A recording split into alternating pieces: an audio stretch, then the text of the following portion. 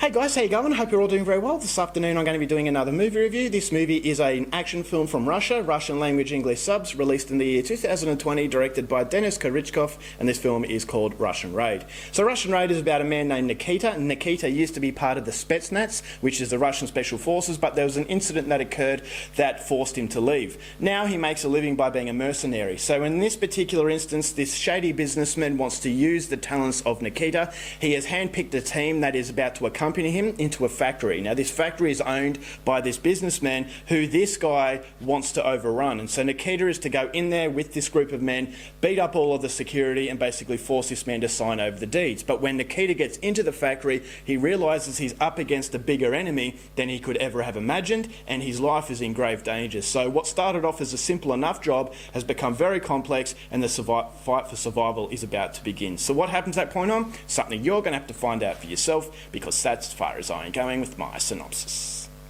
Now my thoughts on Russian Raid.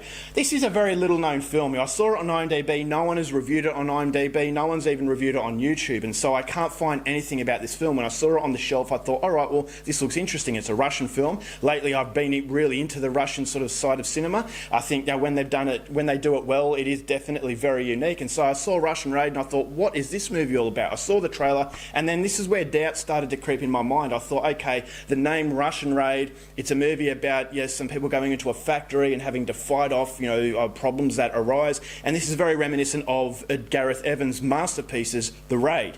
Now, Russian Raid and The Raid, it's basically a little bit too close to be a coincidence. This is obviously a movie that is paying inspiration to those films, but the problem with that is that those movies I just mentioned are absolute masterpieces. They're the best action movies ever made, as far as I'm concerned. I'm not a massive action fan, but those movies just completely blew me away. They had phenomenal stories, phenomenal martial arts set pieces. The action choreography was absolutely second to none. So when you're emulating such a brilliant set of movies, this is ultimately going to be a problem, because more often than not, you're not going to live up to that level. And because it's such a mind-boggling, phenomenal level, you're ultimately setting yourself up for a failure. And so that's what I thought Russian Raid was actually going to produce. Was this a movie that was going to be a try-hard version of those Indonesian films, or was this a movie, like many other Russian films, that is going to surprise me? And so I had excitement coming into it. I saw the trailer, I thought it looks like a high-end production, it could be good, but I had that skepticism in the back of my mind that it was going to be sort of a tribute to such classic films, but it was going to go nowhere near that level.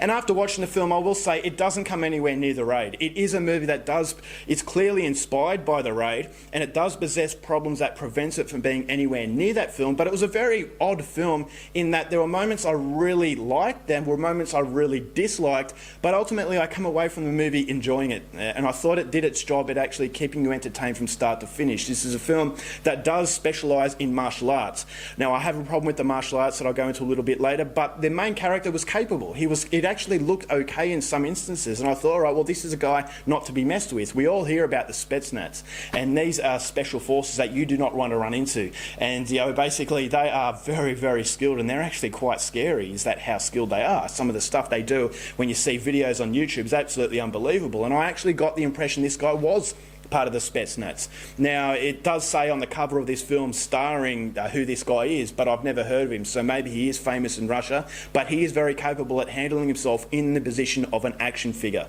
of an action sort of hero. Although he's not as good as Iko Uwais was, I thought as though he did a fairly decent job as being that action sort of figure that you can really go for as he goes through this list of these lists of problems that he's about to face. And so I thought that was decent, and I thought that the crew that were accompanying him were crazy, and there were moments that I didn't like about that. As I said, pretty much every moment that I liked about the film came with a negative, and that's why it's so odd, is that I should have hated this film because it should have been a disappointment, but it ultimately came across as something that, as I said, I enjoyed.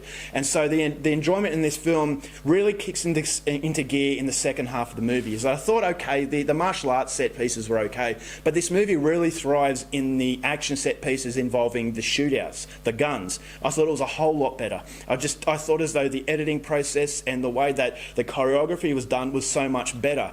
And this is where I felt as though Nikita, the main character, was at his most dangerous. And this is where I thought the movie really got serious. The first half of this film has a tone to it that doesn't really take itself too seriously, but then in the second half I thought it was a lot better, and this is what kept me motivated to watch. I thought the second half we really got into a very brutal world, whereas the first half the tone of the film changed a little bit, and so that can work in its favour, but ultimately the film felt very disjointed. And so the cinematography was excellent. Production wise it is very, very good. The acting was for an action film of this quality, it reminded me of 1980s and 90s action films where it wasn't about the characters, it was more about how they were going to show off their skills. It never gets boring. And so the runtime I thought was good, but ultimately this is where I run into the problems, is that the first half is a martial arts style of film, and the martial arts are not shot very well, where Gareth Evans, the choreography was absolutely amazing, but in the Russian Raid there were a lot of quick cuts, and I thought the action and the fighting was very, very disjointed, and it didn't feel right, and it really took me out of the experience. And this is something that you get from a lot of action films that aren't capable of doing what Gareth Evans did so well, in that it's these long sequences of action without these quick edits. And quick edits is a sign that you're not capable of emulating what you're inspired by, but you're trying to compensate for that, and you're hoping that no one will notice. And unfortunately the editing process in this film was very distracting in the first half. So this is a film that wants to be an Eastern sort of martial arts homage to the Raid, but this is its ultimate downfall. The tone of the first half, it didn't match the second half. The tone of the first half was very silly. There was no real threat to these main characters, is that right? It just felt like a demonstration in action, and basically these characters, I never felt as though they were going to lose, but then in the second half it shifts gear, it shifts into a much darker and a much more threatening environment, and so it felt like two different style of films, in that one it wasn't as confident as the other one, and the other one it kicks into gear and it prevents it from turning it off. But unfortunately I just thought as though it was the tonal sort of differences were a little bit jarring, and I just couldn't really get into it as much as I wanted to, but there were elements in this film that I really liked, and I come away from it enjoying it more than I thought I would. And so the negatives can be forgiven, thankfully in this case. The Russian Raid is a clean inspiration, it takes inspiration from the Raid, but unfortunately the fight sequences and the fact that the Raid was so consistent in its tone, it was very dark from start to finish, whereas in this film it doesn't really know what it wants to be. Does it want to be a martial arts film, or does it want to be a shoot 'em up movie? And unfortunately the shoot 'em up aspect of this film was far greater than the martial arts, and so it just comes across as an inconsistent piece, but still definitely a piece that I would recommend, because it does have saving graces and therefore makes it worthy of a watch. And so it's not the greatest Russian film, but it's certainly not the worst. I'm going to give Russian Raid 2.5 stars. Alright guys, that's it for my review. Hope you enjoyed it. Till next time, keep watching movies, and I'll see you later.